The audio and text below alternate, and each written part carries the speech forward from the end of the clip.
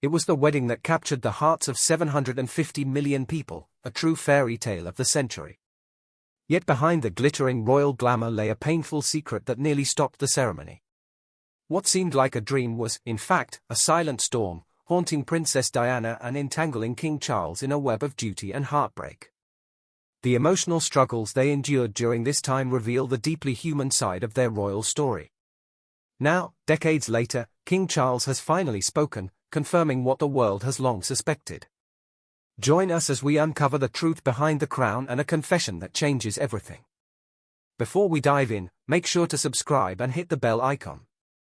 The events unfolding inside the palace are even more shocking than today's story, and your participation in this journey is crucial. Let's get started together. Many people think they know King Charles as a serious monarch and patient heir who waited years for his crown. But what if that perception is wrong? Charles was often seen as too soft, emotional, and sensitive to be king. Critics called him weak, the press mocked his tears, and even his own family questioned whether he could rule. As a boy, Charles attended Gordonstown, one of Scotland's toughest boarding schools. Prince Philip believed the harsh environment would toughen his son, but instead, it nearly broke him. Charles faced bullying, felt distant from his parents, and had to navigate a world determined to crush his gentle spirit. Yet the very sensitivity that made him a target also made him extraordinary. People who doubted his strength for military service were stunned when he not only joined the Royal Air Force but excelled. His instructors admired his skill, determination, and relentless perseverance. One flight instructor even said Charles had a unique gift, and he earned the prestigious Double Diamond Trophy as the best pilot in his class. Even as he proved his bravery in the cockpit, Charles's tender heart remained vulnerable. He yearned for the love and approval he lacked as a child, constantly searching for someone to fill the emotional void left by his parents. Little did he know, this need for affection would pull him into one of the most complicated love triangles in royal history. And this was only the beginning of his troubles. Did Charles's sensitivity help him become a better king, or was it a weakness? How did his upbringing and early experiences shape his character? Share your thoughts in the comments, and let's continue exploring this story together. Contrary to popular belief, Charles did not meet Diana at a party hosted by her sister. The truth is far more complex and tragic. Charles first saw Diana Spencer at age 16, standing in a muddy field during a shooting party. He was captivated by her beauty, energy, and infectious laughter. Yet there was a problem: he was dating Diana's older sister, Sarah. For months, he tried to forget the girl who had captured his attention, focusing on his relationship with Sarah and attending public events as a royal couple. Fate intervened when Charles invited Diana for a private gallery tour at the Spencer estate. In this quiet moment, away from others, they connected. Diana genuinely listened, laughed at his jokes, and made him feel truly seen for the first time. But this hopeful connection didn't last. Sensing a bond between Charles and Diana, Sarah made a shocking public statement, announcing in a magazine that she was not in love with Charles and had no intention of marrying him. This abrupt rejection ended their relationship, unknowingly opening the door for something far more complicated. Now Charles could pursue the girl he had admired in that muddy field, but someone else still held his heart, Camilla. Her presence would complicate everything. Imagine being Diana, caught in a romance with a prince while your sister's shadow looms over you. Charles and Camilla's relationship, the royal family's best-kept secret, had begun years before Diana entered the picture. Despite marriages, children, and royal duties, their bond never truly faded. While the world watched Charles court Diana, Camilla remained the one who understood him completely, who could make him laugh until his sides ached and listen to his fears without judgment. The signs were evident, but Diana was too young and in love to notice them. When Charles proposed after just 6 months of dating, Diana was thrilled. She believed she had captured the heart of the future king. What she didn't realize was that another woman still partially claimed that heart. The first crack in Diana's fairy tale appeared just days before the wedding when she discovered that Charles had ordered a gift for Camilla, a bracelet engraved with their pet names, Gladys and Fred. Diana was devastated. Preparing for the happiest day of her life, she now faced the harsh reality of her fiancé's lingering affection for another. Diana's friends later revealed that she wanted to call off the wedding immediately. She felt trapped, humiliated, and heartbroken before even walking down the aisle. Yet the pressure was immense, invitations had gone out worldwide, security arrangements were in place for hundreds of thousands of spectators, and the British economy was counting on the tourism boost from the royal wedding. Both families reassured Diana that her feelings were simply pre-wedding jitters, and that Charles's gift to Camilla was merely a polite farewell. They promised that Camilla would fade into the background once Charles had his queen. They could not have been more wrong. The night before the wedding would shatter Diana's world forever. A devastating truth awaited her, one that would haunt her for the rest of her life, though even that pain would later pale in comparison to what Charles would confess to the world. It was the night before one of the most watched weddings in history. Diana Spencer should have been happy, surrounded by friends and family, dreaming of her future as the Princess of Wales. Instead, she found herself alone in her room, crying after hearing something that cut her deeply.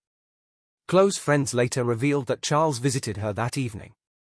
In that private moment, he told her something so painful that Diana would describe it as the worst night of her life. Sources close to Diana explained that Charles, possibly overwhelmed by guilt or panic, admitted he didn't love her the way she loved him.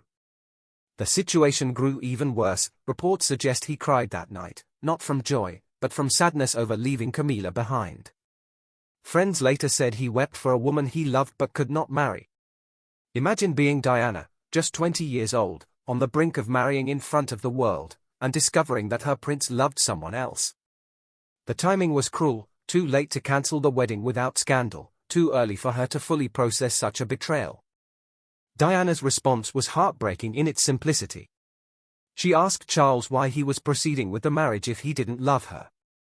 His answer was chilling: duty came before happiness, the monarchy needed heirs, and love was a luxury kings could not afford. That night, Diana made a life-defining decision. She could have fled, creating scandal by leaving Charles at the altar. Instead, she chose to continue with the wedding, hoping that over time he might love her the way she loved him. This choice would come at a tremendous cost, as the ceremony would soon reveal to the world that this fairy tale was already unraveling. The wedding on July 29, 1981, was expected to be Diana's happiest day. Instead, it exposed a more complicated reality to an audience of 750 million. Every smile seemed forced, and behind the celebration was deep sadness. During the ceremony, Diana shocked observers by refusing to promise to obey Charles, signaling her unease with a marriage that felt like a trap. Charles struggled as well, mistakenly saying, "thy goods," instead of "my worldly goods," hinting at his reluctance to commit. The iconic balcony kiss, often remembered as romantic, was awkward. Diana leaned in eagerly, while Charles pulled away, exposing the imbalance in their relationship. Photographers captured Diana's fleeting smiles and moments of hidden sadness, revealing her inner turmoil. At the reception, she sought Charles's attention but found him distant and distracted. Ironically, the world adored Diana that day. Her beauty and charm made her an instant icon, and the wedding was hailed as the event of the century. While millions of young girls dreamed of fairy tale romances, for Charles and Diana, the fairy tale had already ended. As they left for their honeymoon, they began pretending to be in love, a performance that would soon prove impossible. The honeymoon, meant to be a time for connection away from royal pressures, instead marked the start of Diana's struggle to salvage their marriage. During their first joint interview, Diana expressed her love, saying, "Of course we are," to which Charles replied, "Whatever love means," revealing his emotional distance. Diana felt embarrassed by his response and hoped to win his affection through royal duties and by giving him sons. Things worsened when she discovered that Charles had never fully ended his relationship with Camilla. When Diana confronted Camilla at a party, she was met with a hurtful reply, "What more could you want?" The final betrayal came when private phone calls between Charles and Camilla were leaked, revealing his true feelings. This pushed Diana into a dark period of her life, feeling trapped in a public role while privately suffering. The truth about their troubled marriage, once revealed, threatened to shake the monarchy forever. By the early 1990s, the rumors about Charles and Camilla were impossible to ignore. Tabloids were filled with speculation, and Diana's unhappiness was increasingly visible. The royal family faced a crisis of credibility. Charles chose to confess publicly. In a shocking television interview, he admitted to being unfaithful, maintaining his relationship with Camilla throughout the marriage, and claiming he had loved her all along. When asked if he had tried to be faithful, he said he had only done so until the marriage became irretrievably broken. He offered no apology for the pain he caused Diana, nor did he express regret for their shattered union. Instead, he framed the affair as a consequence of an unhappy marriage, implying Diana had failed to keep his interest. Diana felt not only betrayed by the infidelity but humiliated in public. She confided to friends that Charles made her feel inadequate. This confession marked the beginning of the end, leading to their separation within months. Over time, Diana transformed from a shy 19-year-old into someone who famously remarked, "There were 3 of us in this marriage, so it was a bit crowded." Decades later, when Charles became king, he made another admission that shifted public perception. That interview was a bombshell. Was Charles's decision to go public with his affair brave or cruel? As King Charles III, he deeply regrets his choices regarding Diana.